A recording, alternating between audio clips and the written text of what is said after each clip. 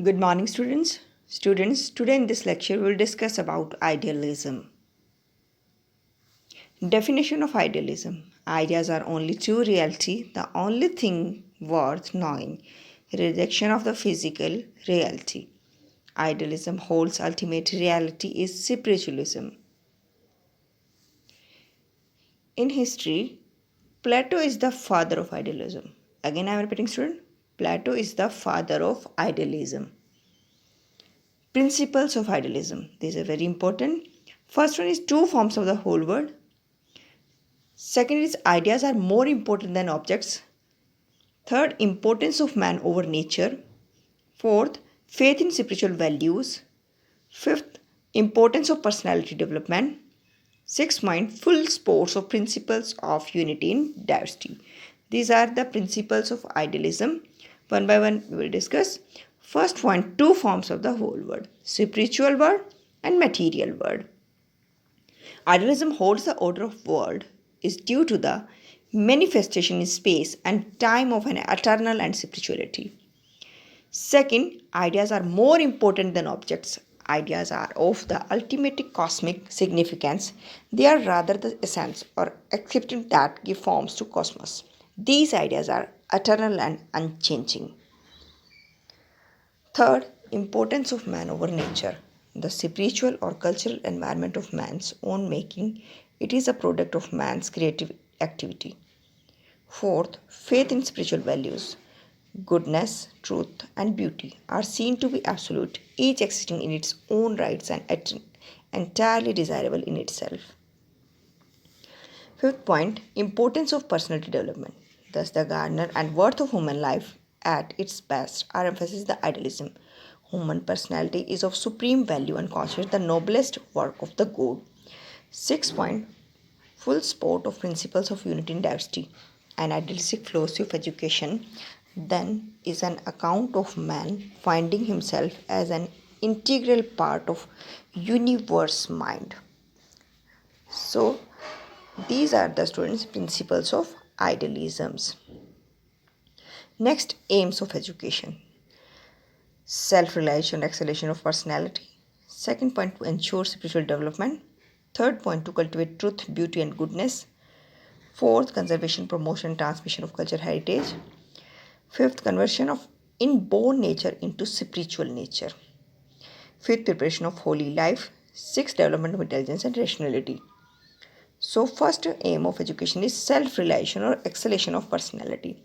The aims of education, especially associated with idealism, is the exhalation of personality or self-realization, the making actual or real the highest potentialities of the self.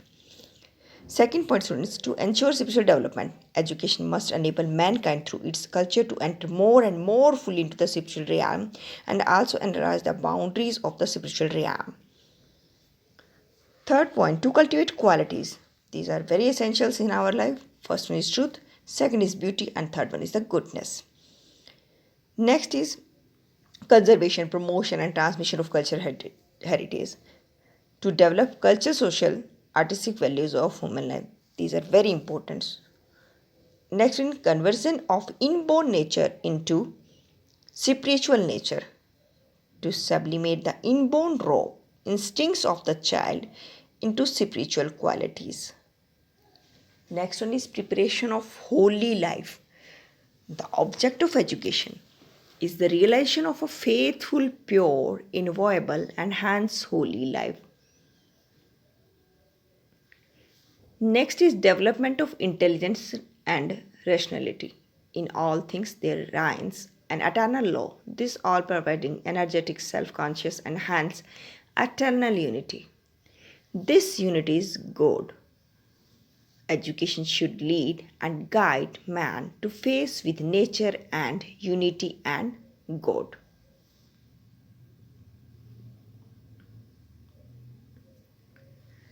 Growth of idealism. Student, if we want to growth of idealism, so it's important.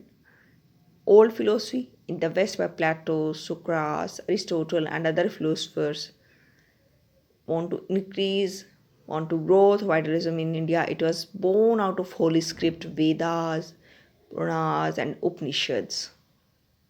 These are very helpful for the growth of idealism. Next one is process of education. Student process of education deal with the student, teacher, curriculum, teaching method. But first one is curriculum.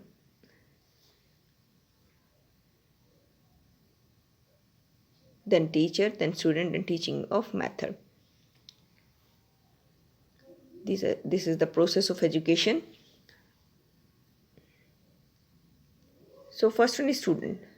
If the students are hardworking and obedient, so it is very helpful for our learning.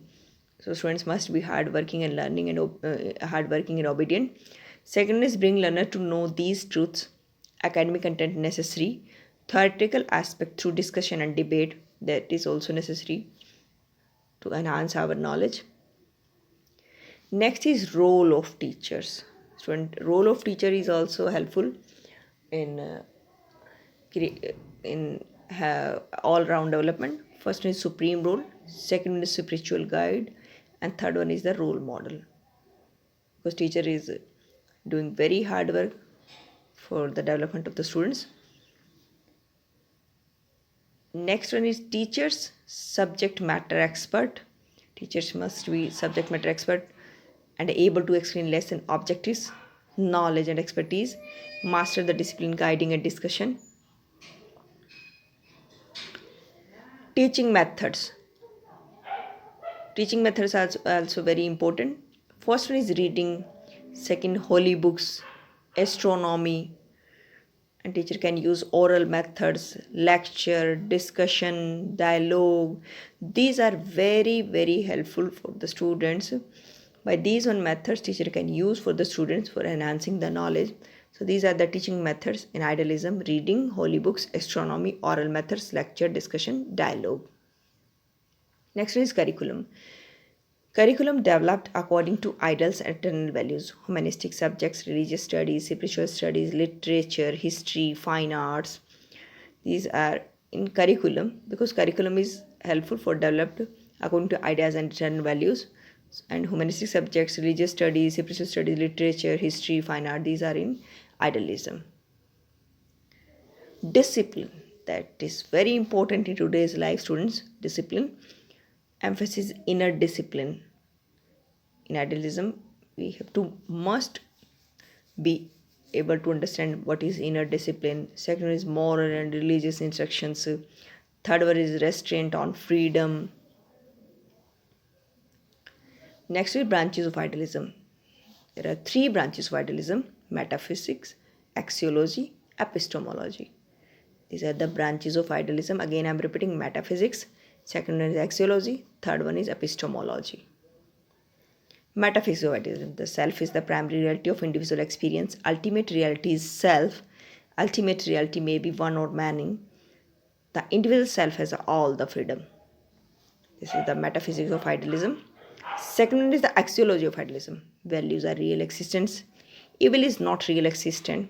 The values of human life are what they are, largely because there are individual persons to possess and enjoy them. The individual person can realize value by actively relating parts and wholes. Epistemology of idealism. The ultimate knowledge, the knowledge on spirituality, idealism, and critical realism are like in their treatment of perception to some extent. Some idealists support direct experience of the self surrounding world is important to experience the self reality to be logically unified total system, a universal mind. So these are the three branches of idealism: metaphysics of idealism, axiology of idealism, epistemology of idealism. Next one is the idealism as a philosophy of education. First point, student, absolute search of truth, true ideas. Second point, rationalist search for truth is a rational process. Third point, subjectivists strive for self-realization. Third point, student, character development. Fourth, wisdom. Fifth point, moral conviction. Sixth, goodwill. And seventh is loyalty. These are the idealism as a philosophy of education. So student, today I hope you understand the topic idealism. If any query regarding this one topic, you can ask me. Thank you. Have a good day.